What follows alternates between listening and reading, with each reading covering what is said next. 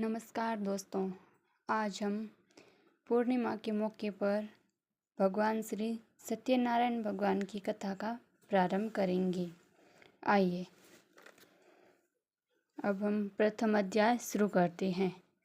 महामुनि व्यास जी ने कहा, बहुत समय पहले नैमिषारण्य तीर्थ में सौनकादिक 88,000 ऋषियों ने पुराणवेता श्री सूत जी से पूछा, हे सूत जी, इस कलयुग में वेद विद्या रहित मानवों को ईश्वर भक्ति किस प्रकार मिलेगी तथा उनका उद्धार कैसे होगा।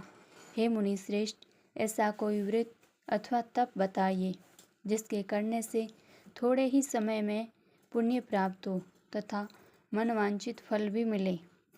ऐसी कथा सुनने की हमारी बहुत इच्छा है।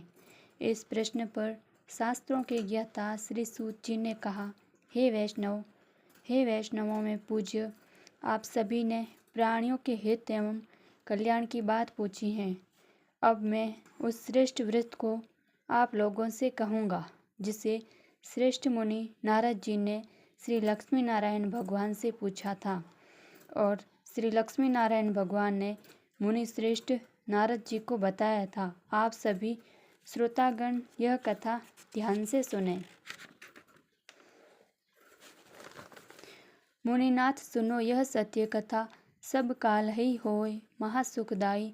भव ताप हरे पूर्ण मनोरथ करे, करे सुख संपत्ति की अधिकाई। संकट में दुख दूर करे, सब ठोर कुठोत में होत सहाई। महान महात्म है इसमें कली काल में फल और जनाई। मुनि श्रेष्ठ नारद दूसरों के कल्याण हेतु सभी लोकों में घूमते हुए एक समय मृत्युलोक में आ पहुँचे।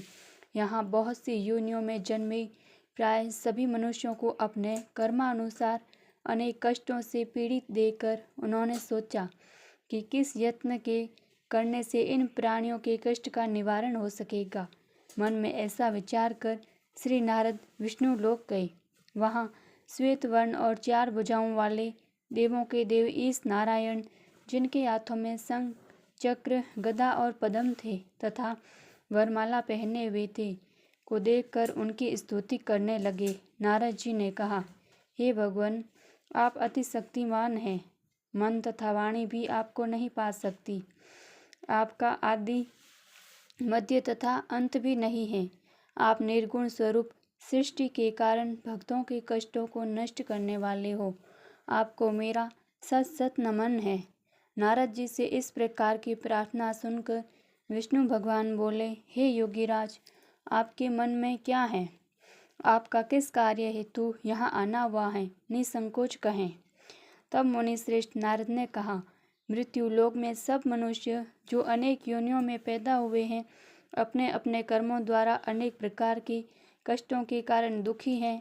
हे स्वामी, यदि आप मुझ पर दया रखते हैं तो बताइए कि उन मनुष्यों के सब कष्ट थोड़े से ही प्रयत्न से किस प्रकार दूर हो सकते हैं।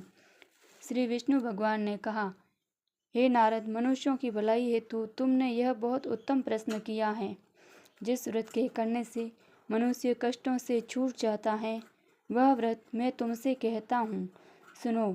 अति पुण्य प्रदान करने वाला, स्वर्ग तथा मृत्यु लोक दोनों में दुर्लभ एक अति उत्तम व्रत है जो आज मैं तुमसे कहता हूँ। श्री सत्यनारायण भगवान का यह व्रत अति विधि विधान पूर्वक संपन्न करने पर मनुष्य इस धरती पर सभी प्रकार के सुख भोग कर मरणोपरांत मोक्ष को प्राप्त करता है। भगवान के ऐसे वचन सुनकर नारद मुनि बोले, हे भगवान, उस व्रत का विधान क्या है, फल क्या है? इससे पहले किसने यह व्रत किया है और किस दिन यह व्रत करना चाहिए? कृपया यह सब मुझे विस्तार से समझाएं। श्री विष्णु भगवान ने कहा, हे नारद, दुख शोक एवं सभी प्रकार की व्याधियों को दूर करने वाला यह व्रत सब स्थानों पर विजय दिलाने वाला है। श्रद्धा और भक्ति के साथ किसी भी दिन मनुष्य संध्या के समय श्री सत्यनारायण भगवान की, ब्राह्मणों की और बंधुओं के साथ पूजा करें। भक्ति भाव से केले, फल, नैवेद्य, घी, शहद, शक्कर अथवा गुड़, दूध और गेहूं का आटा, सवैया लेवें इन सभी को भक्ति भाव से भगवान श्री सत्यनारायण को अर्पण करें। बंधु बांधवों सहित ब्राह्मणों को भोजन कराएं।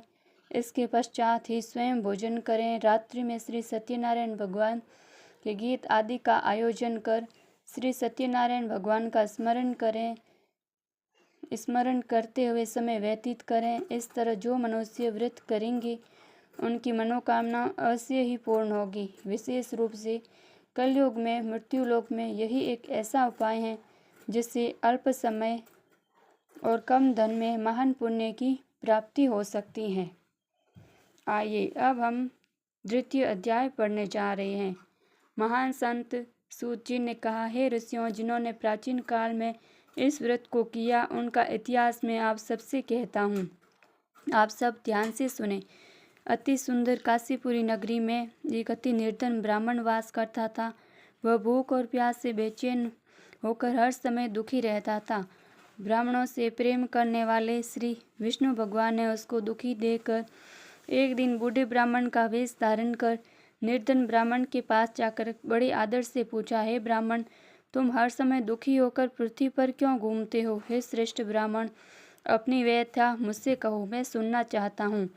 कष्टों से घिरे उस ब्राह्मण ने कहा, मैं निर्धन ब्राह्मण हूँ, भिक्षा के लिए पृथ्वी पर मारा मारा फिरता हूँ। हे भगवान, यदि आप इससे मुक्ति पाने का कोई उपाय जानते हो तो कृपा कर मुझे बताएं। तब वृद्ध ब्राह्मण का रूप धारण किए हुए श्री विष्णु भगवान बोले, हे ब्राह्मण, श्री सत्यनारायण भगवान मनोवांछित फल देने वाले हैं, इसलिए तुम उनका विधि पूर्वक पूजन करो, जिसके करने से मनुष्य सब दुखों से मुक्त हो जाता है। दरिद्र ब्राह्मण को व्रत का संपूर्ण विधान बतलाकर बूढ़े ब्राह्मण का रूप धरे श्री सत्यनारायण भगवान अंतर्ध्यान हो गए।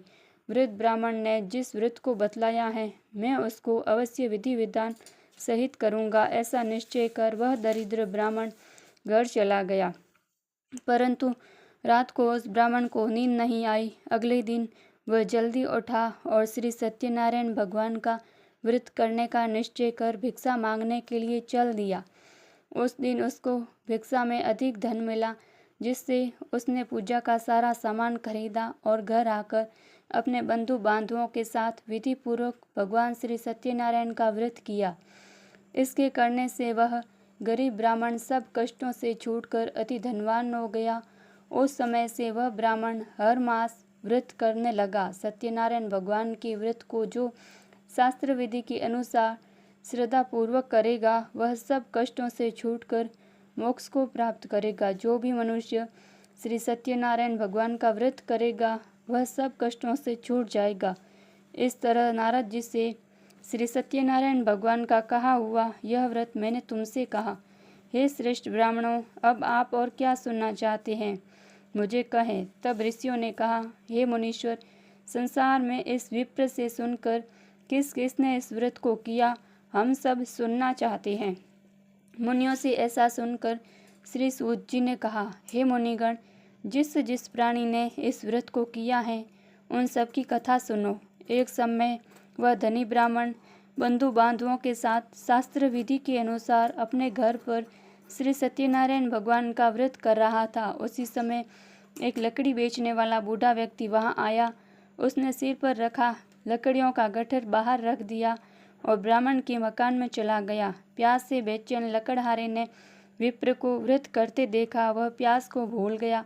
उसने विप्र का अभिनंदन किया और पूछा, हे ब्राह्मण, आप यह किसका पूजन कर रहे हैं? इस व्रत को करने से क्या फल मिलता है, कृपया कर मुझे बताएं। तब उस ब्राह्मण ने कहा, सब इच्छाओं को पूर्ण करने वाला यह श्री सत्यनारायण भगवान का व्रत है। इन्हीं की कृपा से मेरे यहाँ धन एवं ऐश्वर्य का आगमन हुआ है। ब्राह्मण से इस व्रत के बारे में जानकर वह लकड़हारा अत्यंत प्रसन्न हुआ। भगवान का चरणामृत लेकर भोजन करने के पश्चात वह अपने घर को चला गया। अगले दिन लकड़हारे ने अपने मन में संकल्प किया कि आज गांव में लकड़ी बेचने से जो धन मिलेगा उसी से भगवान सत्यनारायण का श्रेष्ठ व्रत करूंगा। मन में ऐसा विचार कर वह लकड़हारा लकड़ियों का गट्ठर अपने सिर पर रखकर जिस नगर में धनवान लोग रहते थे ऐसे सुंदर नगर में गया। उस दिन उससे उन लकड़ियों का दाम पहले दिन से चौगुना मिला तब वह बूढ़ा लकड़हारा बहुत प्रसन्न होकर पके केले, शहद, शक्कर, घी, दुग्ध और गेहूं का चूर्ण इत्यादि श्री सत्यनारायण भगवान के व्रत की सभी सामग्री लेकर अपने घर आया। फिर उसने अपने बंधु बांधवों को बुलाकर विधि विधान के अनुसार भगवान का पूजन एवं व्रत किया। उस व्रत के प्रभाव से वह बूढ़ा लकड़हारा धन धान्य से युक्त हुआ और संसार के समस्त सुख भोगकर बैकुंठ को चला गया। द्वितीय अध्याय संपूर्ण। अब हम तृतीय अध्याय का श्रवण करते हैं। आइए। श्री सूत जी बोले, हे श्रेष्ठ मुनियों, अब मैं आगे की कथा कहता हूँ, सुनो। प्राचीन काल में उल्कामुख नाम का एक महान ज्ञानी राजा था। वह जितेंद्रिय और सत्यवक्ता था। प्रतिदिन मंदिरों में जाता तथा गरीबों को धन देकर उनके दुखों को दूर करता था। उसकी पत्नी कमल के समान सुंदर मुख वाली और सती साध्वी थी। एक दिन भद्रशिला नदी के तट पर वो दोनों विधि विधान सहित श्री सत्यनारायण भगवान का व्रत कर रहे थे। उस समय वहाँ साधु नामक एक वैश्य आया। उसके पास व्यापार के लिए बहुत सा धन था। वह वैश्य नाव को नदी किनारे पर ठहराकर राजा के पास आया। राजा को व्रत करते हुए देखकर उसने विनम्रतापूर्वक पूछा, हे राजन, यह आप क्या कर रहे हैं? मेरी सुनने की इच्छा है, कृपया आप यह मुझे भी समझाइए। महाराज उल्कामुख ने कहा, हे वैश्य, मैं अपने बंधु बांधवों के साथ पुत्र की प्राप्ति के लिए श्री सत्यनारायण भगवान का व्रत एवं पूजन कर रहा हूँ। राजा के वचन सुनकर साधु नामक वैश्य ने आदर से कहा, हे राजन, मुझे भी इसका संपूर्ण विधि विधान बताएं। मैं भी आपके कहे अनुसार इस व्रत को करूँगा। मेरे भी कोई संतान नहीं है। मुझे विश्वास है इस उत्तम व्रत को करने से अवश्य ही मुझे भी संतान प्राप्ति होगी। राजा से व्रत के सब विधान सुन व्यापार से निवृत्त वह वैश्य सुखपूर्वक अपने घर आया। उसने अपनी पत्नी को संतान देने वाले इस उत्तम व्रत के विषय में बताया और प्रण किया कि जब मेरे संतान होगी तब मैं भी इस व्रत को करूँगा। वैश्य ने ये वचन अपनी पत्नी लीलावती से भी कहे। एक दिन उसकी पत्नी लीलावती श्री सत्यनारायण भगवान की कृपा से गर्भवती हो गई।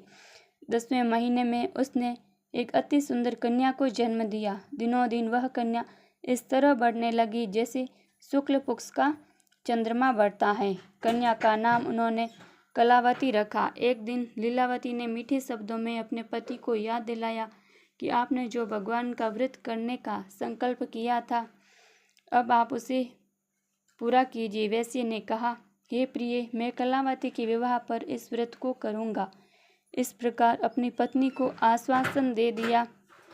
यह व्यापार करने विदेश चला गया। कलावती पितृगृह में वृद्धि को प्राप्त होती रही। लौटने पर साधु ने जब नगर में सखियों के साथ अपनी वयस्क होती पुत्री को खेलते देखा तो उसे उसके विवाह की चिंता हुई। तब उसके एक दूत को बुलाकर कहा कि उसकी पुत्री के लिए कोई सुयोग्य वर देकर लाओ। दूत साधु नामक उस वैश्य की आज्ञा पाकर कंचन नगर पहुंचा और देखभाल कर वैश्य की कन्या के लिए एक सुयोग्य वाणिक पुत्र ले आया। उस सुयोग्य लड़के के साथ साधु नामक वैश्य ने अपने बंधु बांधवों सहित प्रसन्नचित होकर अपनी पुत्री का विवाह कर दिया। दुर्भाग्य से वह विवाह के समय भी श्री सत्यनारायण भगवान का व्रत करना भूल गया। इस पर श्री भगवान अत्यंत क्रोधित हो गए। उन्होंने वैश्य को श्राप दिया कि तुम्हें दारुण दुख प्राप्त होगा। एक समय अपने कार्य में कुशल वह वैश्य अपने दामाद सहित नावों का बेड़ा लेकर व्यापार करने के लिए सागर के समीप स्थित रत्नसारपुर नगर में गया। रत्नसारपुर में चंद्रकेतु नामक राजा राज करता था। दोनों ससुर जमाई चंद्रकेतु राजा के उस नगर में व्यापार करने लगे। एक दिन भगवान सत्यनारायण की माया से प्रेरित एक चोर राजा चंद्रकेतु का धन चुराकर भाग रहा था। राजा के दूतों को अपने पीछे तेजी से आते देखकर चोर ने घबराकर राजा के धन को उस वैश्य की नाव में चुपचाप रख दिया जहां वे ससुर जमाई ठहरे हुए थे और भाग गया। जब राजदूतों ने उस वैश्य के पास राजा के धन को रखा देखा तो उन्होंने उन ससुर दामाद को ही चोर समझा। वे उन ससुर दामाद दोनों को बांधकर ले गए और राजा के समीप जाकर बोले, आपका धन चुराने वाले ये दो चोर हम पकड़ कर लाए हैं, देखकर आज्ञा दें। तब राजा ने उस वैश्य की बात बिना सुने ही उन्हें कारागार में डालने की आज्ञा दे दी। इस प्रकार राजा की आज्ञा से उनको कारावास में डाल दिया गया तथा उनका सारा धन भी छीन लिया। सत्यनारायण भगवान के श्राप के कारण उस वैश्य की पत्नी लीलावती व पुत्री कलावती भी घर पर बहुत दुखी रहने लगी। उनका सारा धन चोर चुरा कर ले गए। मानसिक व शारीरिक पीड़ा तथा भूख प्यास से अति दुखी वो भोजन की आस में कलावती एक ब्राह्मण के घर आई। उसने ब्राह्मण को श्री सत्यनारायण भगवान का व्रत विधि पूर्वक करते देखा। उसने कथा सुनी तथा श्रद्धा पूर्वक प्रसाद ग्रहण कर रात को घर आई। माता ने कलावती से पूछा, हे पुत्री, तू अब तक क्या कर रही थी? मैं तेरे लिए बहुत चिंतित थी। माता के शब्द सुन कलावती बोली, हे माता, मैंने एक ब्राह्मण के घर श्री सत्यनारायण भगवान का व्रत होते देखा है और मेरी भी उस उत्तम व्रत को करने की इच्छा है। माता ने कन्या के वचन सुनकर सत्यनारायण भगवान के पूजन की तैयारियां की। उसने बंधुओं सहित श्री सत्यनारायण भगवान का पूजन व व्रत किया और वर मांगा कि मेरे पति और दामाद शीघ्र ही घर लौट आए। साथ ही विनती की, हे प्रभु, अगर हमसे कोई भूल हुई हो तो हम सबको इस अपराध के लिए क्षमा करो। श्री सत्यनारायण भगवान इस व्रत से प्रसन्न हो गए। उन्होंने राजा चंद्रकेतु को स्वप्न में दर्शन देकर कहा, हे राजन, जिन दो वैश्यों को तुमने बंदी बनाकर रखा वे निर्दोष है, उन्हें प्रातः छोड़ दो। उनका सब धन जो तुमने अधिग्रहित किया है लौटा दो, अन्यथा मैं तुम्हारा राज्य, धन, पुत्रादि सब नष्ट कर दूंगा। राजा से ऐसे वचन कहकर भगवान अंतर्ध्यान हो गए। प्रातःकाल राजा चंद्रकेतु ने दरबार में सबको अपना स्वप्न सुनाया और सैनिकों को आज्ञा दी कि दोनों वैश्यों को कैद से मुक्त कर दरबार में ले आओ। दोनों वैश्यों ने आते ही राजा को प्रणाम किया। राजा ने कोमल वचनों में कहा, हे महानुभावों, तुम्हें अज्ञानवश ऐसा कठिन दुख प्राप्त हुआ है। अब तुम्हें कोई भय नहीं है, तुम मुक्त हो। ऐसा कहकर राजा ने उनको नए नए वस्त्राभूषण पहनाए तथा उनका जितना धन लिया था उनसे दोगुना लौटाकर आदर से विदा किया। दोनों वैश्य अपने घर को चल दिए। तृतीय अध्याय संपूर्ण। अब हम चतुर्थ अध्याय पढ़ते हैं। सूत जी ने आगे कहा, वैश्य ने यात्रा आरंभ की और अपने नगर की ओर चला। उनके थोड़ी दूर आगे बढ़ने पर दंडी वेशधारी श्री सत्यनारायण भगवान ने उसकी परीक्षा लेने हेतु उनसे पूछा, हे वैश्य, तेरी नाव में क्या है? अभिमानी वाणिक हंसता हुआ बोला, हे दंडी, आप ऐसा क्यों पूछते हैं?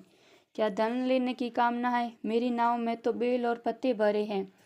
वैश्य के ऐसे वचन सुनकर दंडी वेशधारी श्री सत्यनारायण भगवान बोले, तुम्हारा वचन सत्य है। ऐसा कहकर वे वहां से चले गए और कुछ दूर जाकर समुद्र के तट पर बैठ गए। दंडी महाराज के जानने के पश्चात वैश्य ने नित्य क्रिया से निवृत्त होने के बाद नाव को ऊंची उठी देखकर अचंभा किया तथा नाव में बेल पत्ते आदि देखकर मूर्छित हो जमीन पर गिर पड़ा। मूर्छा खुलने पर अति शोक करने लगा। तब उसके दामाद ने कहा, आप शोक न करें, यह दंडी महाराज का श्राप है, अतः हमें उनकी शरण में ही चलना चाहिए, वही हमारे दुखों का अंत करेंगे। दामाद के वचन सुनकर वह वैश्य दंडी भगवान के पास पहुंचा और अत्यंत भक्तिभाव से पश्चाताप करते हुए बोला, मैंने जो आपसे असत्य वचन कहे थे उनके लिए मुझे क्षमा करें। ऐसा कहकर वह शोकातुर रोने लगा। तब दंडी भगवान बोले, हे वाणिक पुत्र, मेरी आज्ञा से ही बार बार तुझे कष्ट प्राप्त हुआ है, तू मेरी पूजा से विमुख हुआ है।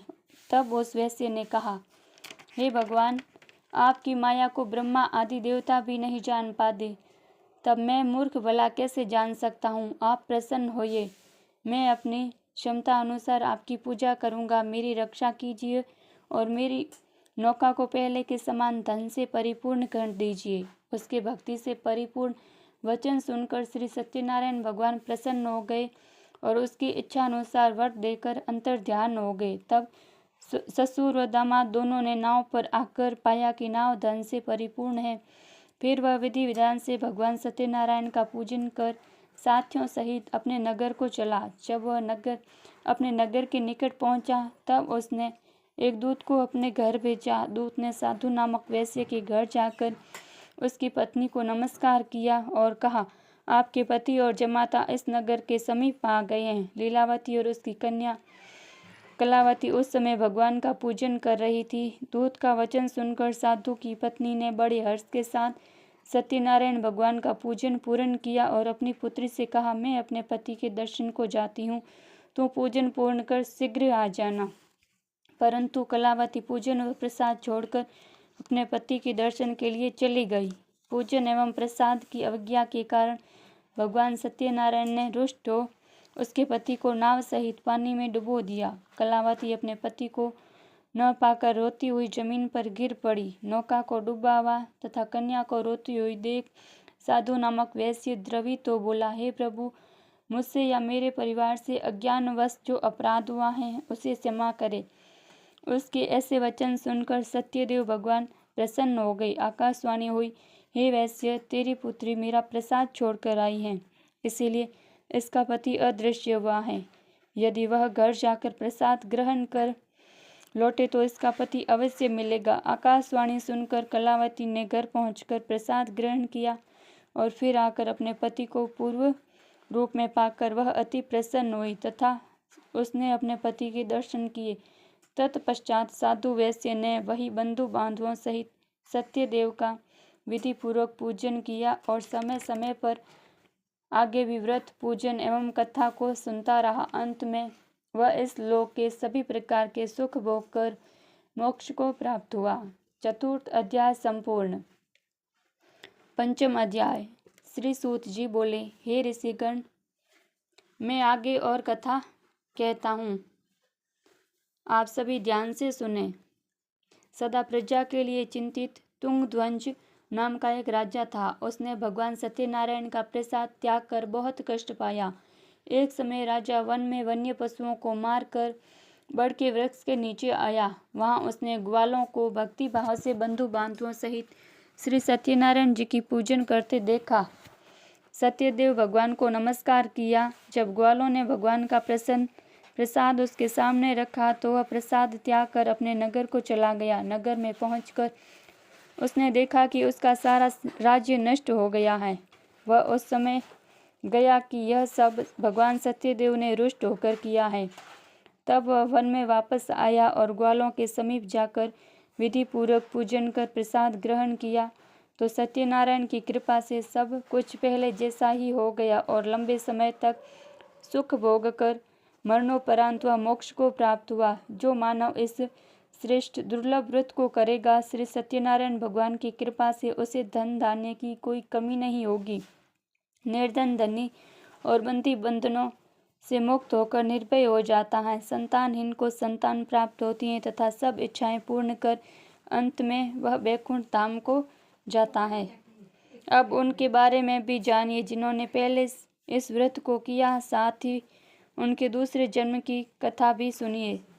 सत्यानंद नामक वृद्ध ब्राह्मण ने सुदामा के रूप में जन्म लेकर श्री कृष्ण की भक्ति एवं सेवा से वैकुंठ प्राप्त किया।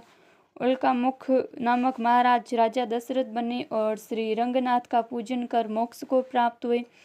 साधु नाम के वैश्य ने धर्मात्मा सत्य प्रतिज्ञ राजा मोरध्वज बनकर अपने पुत्र को आरे से चीरकर वैकुंठ धाम प्राप्त किया। महाराज तुंगध्वज स्वयंभू मनु बने। उन्होंने बहुत से लोगों को भगवान की भक्ति में लीन कराकर वैकुंठ धाम प्राप्त किया। वह लकड़हारा भी अगले जन्म में गुह नामक निषाद राजा बना, जिसने राम के चरणों की सेवा कर अपने सभी जन्मों को संवार लिया। इति श्री सत्यनारायण व्रत कथा पंचम अध्याय संपूर्ण। अब भगवान विष्णु की स्तुतियाँ। शांताकार भुजग शयनम पद्मनाथम सुरेशम विश्वाधारम गगन सदृश मेघवर्ण सुभागम लक्ष्मीकांत कमल नयनम योगी भिद्य विद्यार्णक्यम वंदे विष्णु भवभयहरणम सर्वलोकैकनाथम शंखचक्रम सकिरीट कुंडलम सपित वस्त्रम सरसी रुक्षेणम सहारवक्षस्थल कौस्तुभश्रियम नमामि विष्णु शीर्षा चतुर्भुजम नवाम्भोज नेत्रम रमाकेलिपात्रम चतुर्बाह चामीकरम चारुगात्रम जगत्त्राणम हेतुरिपो धूम्रकेतु सदा सत्यनारायणम स्तोतिम देव। श्री सत्यनारायण जी की आरती।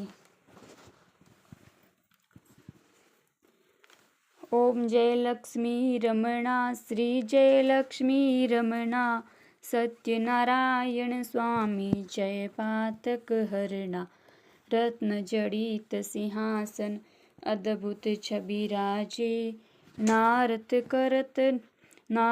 करत निराजन घंटा ध्वनि बाजे प्रकट भय कलिकारण ध्वज को दर्श दियो बूढ़ो ब्राह्मण बन के कंचन महल कियो दुर्बल भील कराल की जिस पर कृपा करी चंद्रचूड़ एक राजा तिसकी विपद हरि वैश्य मनोरथ पायो श्रद्धा तज दीनी सो फल भोग्य प्रभु जी फिर स्तुति कीनी भाव भक्ति के कारण छिन छिन रूप धर्यो श्रद्धा धारण कीनी तिनको काज सरयो ग्वाल बाल संग राजा वन में भक्ति करी मन वांछित फल दीनो दीन दयाल हरि चढ़त प्रसाद सवायो कदली फल मेवा धूप दीप तुलसी से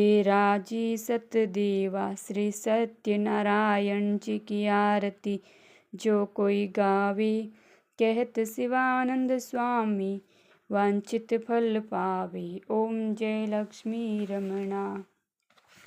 श्री सत्यनारायण भगवान जी की कथा संपूर्णम।